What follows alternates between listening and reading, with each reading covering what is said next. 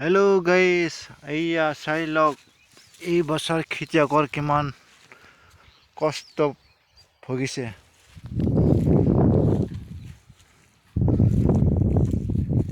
এনেকৈ যদি বতৰ হৈ থাকে কেনেকৈ খেতি কৰিব।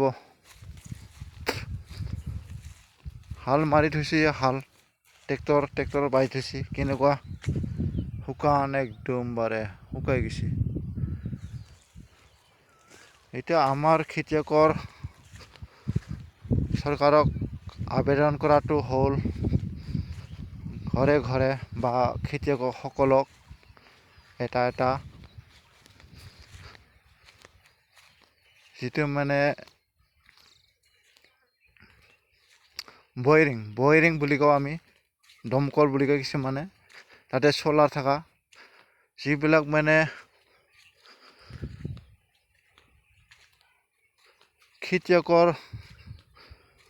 খেতিয়কৰ পইচা পাই আছে, সেইবিলাকক মানে সেইটো লিষ্ট মতে প্ৰত্যেক ঘৰতে এটা চ'লাৰ দিব লাগে।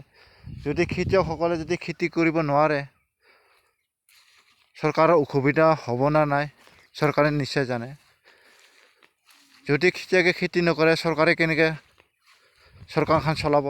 আমাৰ খেতিৰ উৎপাদনৰ সৈতে চলি থাকে। গতিকে ভিডিঅ'টো বনাইছোঁ, সকলোকে শ্বেয়াৰ কৰিব, সকলোৱে শ্বেয়াৰ কৰিব।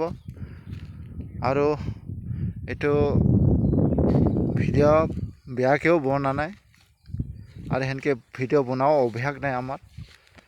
গতিকে আমি যিটো কষ্টত ভুগি আছোঁ, এতিয়া জেঠৰ আজি আধা দিন পালাগে। জেঠ মাহ গুচি যোৱাৰ লগে লগে শাওনত আমাৰ কঠীয়া যদি কঠীয়া আমাৰ পাৰিলেও লাভ নাই, কিয় কাৰণে আমাৰ ধান খেতিটো নহ'ব। গতিকে আমাৰ দুখীয়া দৰিদ্ৰ হওক ধনীয়ে হওক চবে কষ্টত ভুগিব লাগিব। এইটো নিশ্চয় জানে, চৰকাৰে জানে। সেই যিটো সমস্যাত ভুগি আছোঁ, এই সমস্যাখিনি আমাৰ চৰকাৰে যে সমাধান কৰে, এই মুহূৰ্তত যদি আমাক প্ৰত্যেককে ৰেহাই মূল্যত এটা চিলো দে বা চ'লাৰ দে, নিশ্চয় আমাৰ খেতিয়ককেইটা অলপ অসুবিধাৰ পৰা সুবিধা এটা পাব বুলি আশা ৰাখিলোঁ। আকৌ এইটো লৈ কোনেও ভিডিঅ' বনাইছে যে মই পৰহি দেখা পাইছোঁ ভিডিঅ' বনোৱা, কিন্তু মোৰো বেয়া লাগিছে। বাহিৰত কেনেকুৱা সেইটো ক'ব নাযাওঁ, কিন্তু আমাৰ যিটো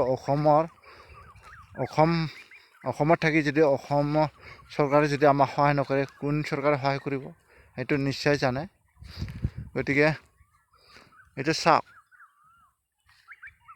মই মোবাইলতে কেমেৰা কৰিছোঁ যেতিয়া মোবাইলটো ইমান স্পষ্টকৈ দেখা নাপাব। গতিকে এতিয়া জংঘলে মৰি গৈছে। চাই লওক, ইয়াত গৰু ছাগলী দিয়া